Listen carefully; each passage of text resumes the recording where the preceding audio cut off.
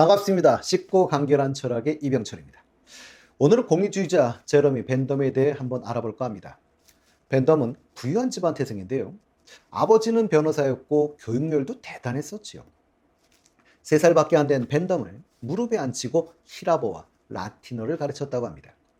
물론 천재적인 두뇌를 가진 그는 그걸 이해했었다고 하죠. 7살에는 불어를 능숙하게 할 수 있었다고 하니 대단한 분인 건 맞는 것 같아요.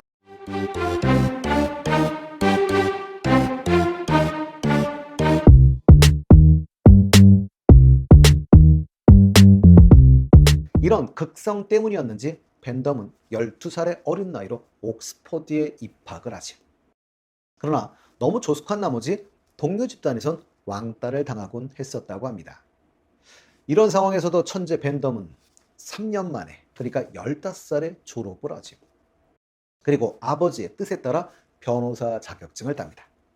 그러니 벤덤은 옥스퍼드에서 법률학을 공부한 법학자이며 변호사였으니 먹고 사는 데는 지장이 없었을 것 같습니다. 그런데 부친이 사망하면서 평생 일하지 않아도 될 유산까지 물려받게 되죠. 어린 시절 벤덤은 부끄러움을 너무 많이 타 낯선 방문객을 접대하지 못할 정도였다고 하고요. 식모에겐 귀신 이야기를 들으면 집 밖으로 못 나갈 정도로 겁이 많아 친구들과 놀기보다는 어머니나 할머니와 노는 시간이 더 많았다고 합니다. 그뿐만 아니라 어린 시절 벤덤은 꽃을 아주 좋아했고 식물 채집을 즐겼다고 하죠. 반면에 또래 소년들이 즐기던 낚시나 사냥을 매우 싫어했다고 하는데요. 그건 동물이 고통스러워하는 모습을 참아 볼 수 없었기 때문이었다고 하죠. 벤덤은 공리주의를 근거로 최대 행복을 가져오지 않는 제도와 관습을 타파할 것을 주장하였는데요. 그런 맥락에서 보면 보편 평등 선거를 주장하였고 동성애자 처벌을 반대했으며 노예제도, 여성에 대한 불평등한 대우 등을 비판했었습니다. 벤덤은 당시 상류층만 받을 수 있었던 대학 교육을 중산층도 받을 수 있도록 런던 대학을 설립하는 데 중요한 역할을 하죠. 런던 대학은 공리주의자들이 세운 민간 대학인데요. 옥스퍼드나 캠브리지와 달리 계급, 성별, 인종에 관계없이 가리키는 것으로 유명했었습니다. 벤덤 84세까지 살았으니까 장수했다고 할 수 있을 것 같은데요. 벤덤은 죽는 순간에도 공리주의자로서의 면모를 잃지 않았습니다.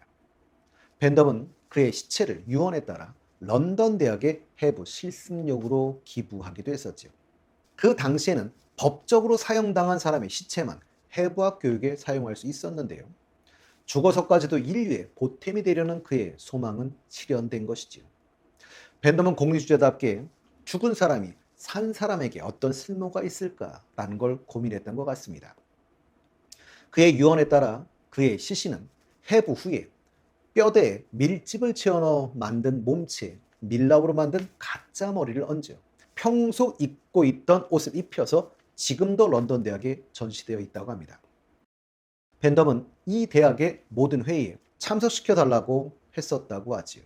그래서 이 대학의 이사회에서 매번 그의 출석을 이렇게 부른다고 합니다. 제러미 벤덤 출석, 투표는 하지 않음. 그리고 가끔 영국 의회로 옮겨져 의정 활동을 참관하기도 한다고 하네요. 벤덤에게는 자기보다 25살 어린 제임스 밀이라는 열렬한 지지자가 있었습니다. 벤덤은 밀에게 살집을 제공해주고 밀이 인도사를 집필하는 동안 재정적으로 도와주었었는데요. 그뿐만 아니라 동인도 회사에서 관리로 일하게도 해주었지요. 이 제임스 밀은 우리가 아는 밀은 아닙니다. 우리가 주로 알고 있는 밀은 존 스튜어트 밀이지요. 물론 제임스 밀은 이 존 스튜어트 밀의 아버지입니다. 그리고 제임스 밀은 위대한 경제학자 리카르도와 절친이기도 했었지요. 물론 벤덤은 이 제임스 밀의 아들이 존 스튜어트 밀에게도 일자리를 제공하게 됩니다. 그러니 우리가 알고 있는 이 밀 부자와 벤덤의 관계를 추론해 볼 수 있는 자리이기도 하죠. 벤덤의 친구 중에는 공상적 사회주의자라고 불리는 오원이란 분도 있었는데요. 마르크스 이전의 사회주의자, 공상적 사회주의자라고 우리가 주로 보통 표현을 하지요. 이분도 따로 제가 강의를 만들어 올리도록 하겠습니다. 오원은 영국인이지만 자신의 이상향, 유토피아를 건설하기 위해 미국으로 가 뉴 하모니란 공동체를 설립하기도 했던 바로 그 인물입니다. 벤덤은 오원의 사업에 많은 돈을 투자하기도 했었는데요. 벤덤은 그 시대적으로는 보수일까요? 진보일까요? 진보죠. 지금으로 따지면 급진에 가깝습니다. 신분사회에서 평등선거나 노예제의 폐지 등을 주장했으니 말입니다. 현대는 공리주적 사고가 지배하다 보니 우리에 맞추어 보수라고 생각하지만 그건 그 시대적으로는 급진이었던 벤덤의 생각이 실현된 현대사회를 우리가 살고 있기 때문인 것이지요. 그러니 그 당시 벤덤도 급진적 성격을 가진 건데 이보다 더 급진적 성격을 가진 오원의 생각을 벤덤은 그리 좋아하지는 않았다고 합니다. 참 보면 뛰는 놈 위에 나는 놈. 왜 이런 생각이 드는지 모르겠습니다. 그럼 공리주적 발상은 왜 나오게 되었을까요? 철학은 시대상의 반영이니 시대를 이해해보면 그리 어렵지 않을 것 같습니다. 때는 19세기, 나라는 영국. 그럼 어떤 일이 벌어질 때지요? 이 시대적 발상을 이해하기에 꼭 필요한 인물은 아담 스미스일 겁니다. 벤덤보다 25살 정도가 많지요. 이번에 가장 유명한 책이 1776년에 쓰여진 국부론입니다. 내용은요. 누구나 사람은 잘 되고 싶어하는 욕망, 이기심이 있어서 이 이기심을 억제하지 말고 추구하라는 것이었죠. 왜요? 내가 돈 벌면 사회 전체의 부가 증가하게 되고 국가의 부도 증가된다는 겁니다. 물론 국가의 부를 증대하고자 하는 의도를 가지고 있지 않음에도 의도하지 않게 국가의 부를 증가시켜준다라는 것이죠. 뭐 그런 식으로 우리식으로 쉽게 표현한다면 내리삘 겁니다. 이걸 우리는 자유방임이라고 하지. 요 분에 관계되는 정확한 지식은 제가 아담 스미스를 만들어놨으니까 생각하면 봐주시면 좋겠고요. 그러나 여기에 맞춰 한번 이해해 보신다면 이런 발상은 그 시대적으로 심각한 문제를 가져오게 됩니다. 가장 대표적인 게 빈부격차에 심하였죠. 그럼 얼마나 심했을까요? 지금이 더 심할까요? 그때가 더 심할까요? 지금 빈부격차 느끼십니까? 안 느끼십니까? 그럴 리가 없을 텐데요. 우리가 지금 유토피아에 살고 계시는 게 아닙니다. 당연히 느끼지. 그러나 지금은 그때보다 굶어 죽지는 않습니다. 그러나 그 당시에는 10살만 되면 아침 7시부터 저녁 11시까지 하루 16시간을 일하셔야 합니다. 그런데도 굶어 죽지요. 이 당시 아동 노동은 너무나도 당연시되던 그런 때였습니다. 그래서 19세기 초, 그러니까 1833년인데요. 영국에서 공장법을 제정하게 되죠. 9세 이하 어린이의 노동을 금지하고 13세 이하 어린이의 노동시간을 일주 48시간 이내로 제한한다는 내용이었습니다. 무슨 느낌이 드십니까? 그게 노동법이요? 이런 느낌이 드시지.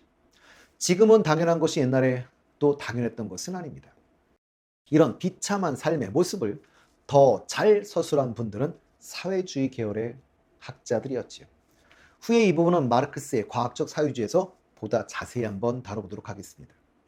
그러나 이 당시 공장법은 정상적인 근무 시간이 아침 5시 30분에서 저녁 9시까지였어요. 법으로 이 정도였다면 당연히 잘 안 지켜지던 시대였겠지요. 그러니 얼마나 힘들었는지를 알 수 있죠. 노동자의 평균 수명은 28세, 10명 중 9명꼴로 사망하는 아이들. 4살밖에 어린 아이도 일을 하고 그럼에도 더욱 심해지는 빈익빈 부익부 현상. 자본가들은 더 잘 살게 되고 노동자들은 더 가난하게 되던 시대. 찰스 디킨스는 크리스마스 캐럴, 올리버 트위스트 등의 작품으로 우리에게 잘 알려진 영국의 대문호인데요. 올리버 트위스트는 19세기 영국 런던의 모습입니다. 영국 산업혁명기, 노동자들의 비참한 삶을 고발하는 사회 비판의 성격을 갖고 있지요. 물질적 풍요의 층대 속에서 인간의 삶, 노동자의 삶은 처참해져 가고 있는 시대의 모습을 보여주고 있는데요. 그럼 이런 심각한 사회적 문제 어떻게 해결하면 될까요? 여기에 대한 다양한 생각들이 나오게 됩니다. 그런 사회적 문제를 해결하기 위한 다양한 사상 중에 대표적인 사상은 이라고 한다면 우리에게 알려진 사회주의, 즉 마르크스적 사고나 벤덤이나 밀로 대변되는 공리주의적 사고가 출현하게 되는 것이죠. 밀과 마르크스는 거의 20년을 같은 런던에서 살면서도 서로를 몰랐다고 합니다. 그 유명한 사상가들이. 그 얘기는 공리주의와 사회주의는 애초에 갈 길이 달랐던 모양입니다. 마르크스는 독일 사람인데 영국 가서 자식이 굶어 죽지요. 그러니 자본주의를 좋게 볼 리가 없을 것이고요. 하지만 공리주의자 벤덤은 유복한 가정에서 변호사의 아들로 태어난 본인도 옥스퍼드를 나온 변호사이지. 뒤에 나중에 다루게 될 밀은 영국 하원 의원이기도 합니다. 어찌 보면 가는 길이 달랐을 수밖에 없었을지도 모르겠습니다. 다음 시간은 공리주의 철학적 사고에 대해 이야기해 보도록 하겠습니다.